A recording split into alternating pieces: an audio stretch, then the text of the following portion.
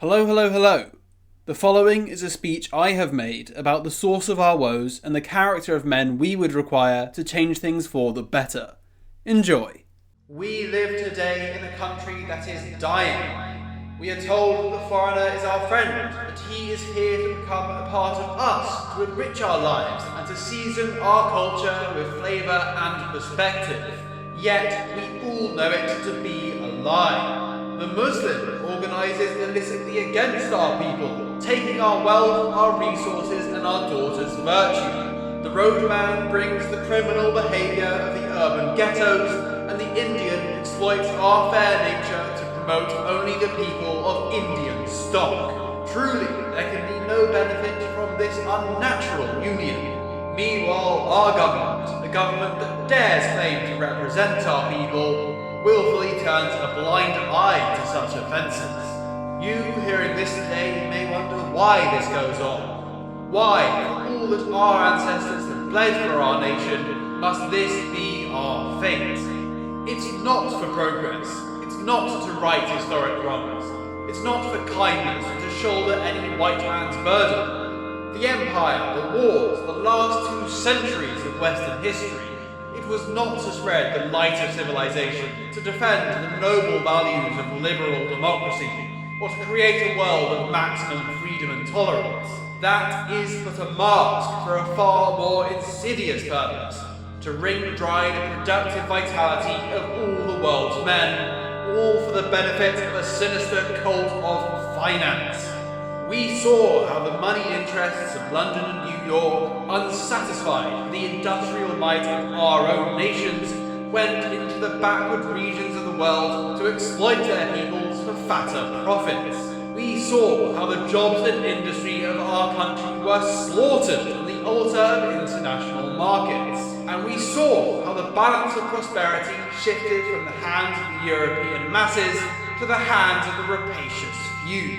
In China, India, and now Africa, our financial class exploits these coloured peoples, coughing their lungs out in great unsanitary conditions to produce cheap, insipid goods of inferior quality in great industrial sweatshops, all for a meagre few shekels each hour. And yet, not satisfied even with this, the subjugation of the international poor, our money masters brought such culturally stunted people here, to Britain, to Europe, and to America, to undermine the wages of our people who could otherwise have demanded better. This is what it's all for. This has always been the purpose. The Western race, the race responsible for almost all advancement throughout history, the arts, the sciences, and construction, has been desolated for what? Naught but the personal enrichment of an avaricious few. But how did such breaches ensure our compliance? The answer is that our people have been told naught but the most insidious lies ever fed to a literate population. Oh, we are one race, the human race. That man from Africa who has arrived on your shores, he is not an outsider, he is your brother. These newcomers aren't a threat. In fact, they are the source of your strength.